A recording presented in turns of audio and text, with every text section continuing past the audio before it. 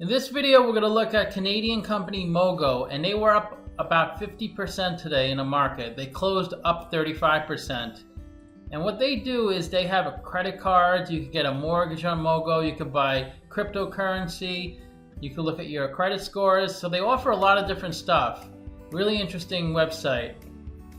And what I do in my videos is I run my discounted cash flow model to figure out the true value of a company's stock.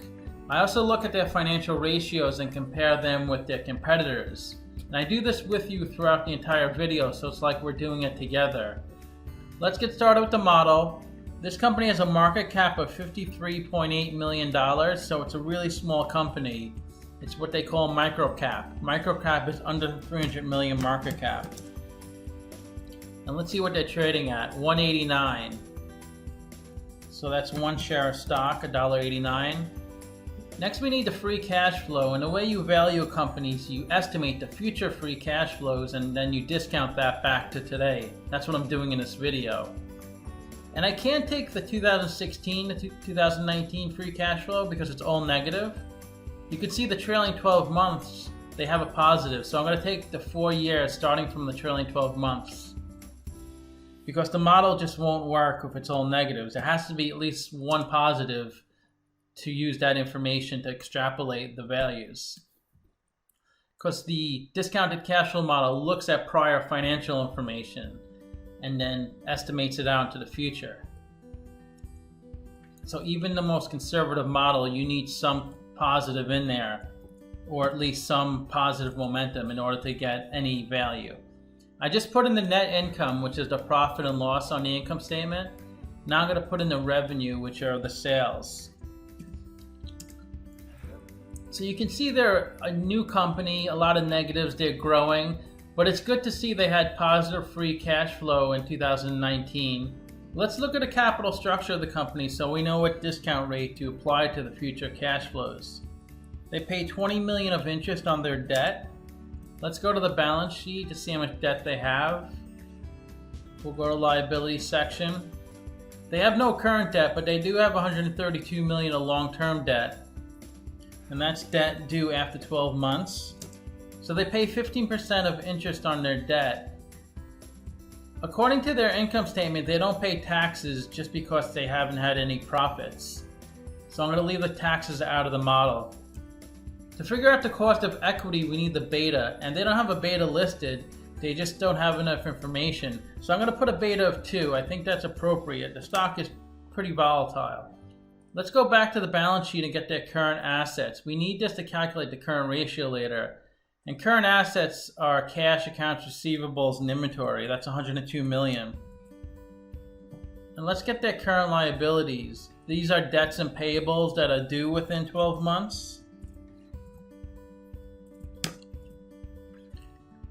Let's see what their current assets are. $10 million of cash, not sure what the rest is. Yahoo doesn't break it down. Their equity is $1.7 million. That's assets minus liabilities. That's the value of the company according to the balance sheet. We also need their EBIT for the model. That's earnings before interest and taxes. On the income statement, that's called operating income. So let's look at a capital structure. The cost of debt is 15% and they have 99% debt. The cost of equity is 18% and they have 1% equity. So the WACC is 15%, which is a blend of the cost of debt and cost of equity. And that's a discount rate we're going to apply to the future cash flows.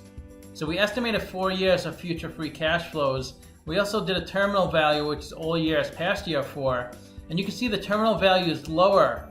That's just because my model takes into account how much debt a company has and also its market cap, and it reduces the terminal value based off of that. So that's why it's so low. Discounted those numbers back to today using the weighted average cost of capital. We get a value of the company of $42 million. We divide that by 28 million shares and we get an intrinsic stock price of $1.50. It's trading at $1.90, so it's trading at a 27% premium. So it's a sell according to the model. Let's see what Simply Wall Street values them at. They're at $115 a share, so they're even lower. Let's see where the stock has been trading at the past few years. So it looks like it was about $5.50 at its high point. The problem is with these small companies, not a lot of people know about them. And the way a stock price goes up is not how well a company does, it's how many people buy the stock. It's the supply and demand of the stock. So if not a lot of people know about the company, there's just not going to be that much demand for the stock. If they start to report more consistent, positive financial information, I think more people will be aware of the stock. It just takes time. Let's look at the financial ratios to get more information. They have a negative PE because they have negative earnings, negative net income. Can't look at that. Their price of sales is good. It's under 1, which is usually really good value. That's price of stock of $1.89 over sales per share, 207. And to get sales per share, it's just revenue over shares outstanding. So they are providing value for this ratio. Price to book of 31, that's price of stock over book value per share. To get book value per share, it's equity over shares outstanding. So they don't have much of a balance sheet, it's almost all debt. So if the company went bankrupt, the shareholders would get nothing. Current ratio of 9.1, which is really high. That's current assets, 102 million, over current liabilities, 11 million. So they're running an inefficient business. They don't need that much current assets. They're either sitting on too much cash, they're either sitting on too much inventory, or their customers owe them a lot of money and they're not collecting on time. One of those factors. They have negative interest coverage because they have negative earnings.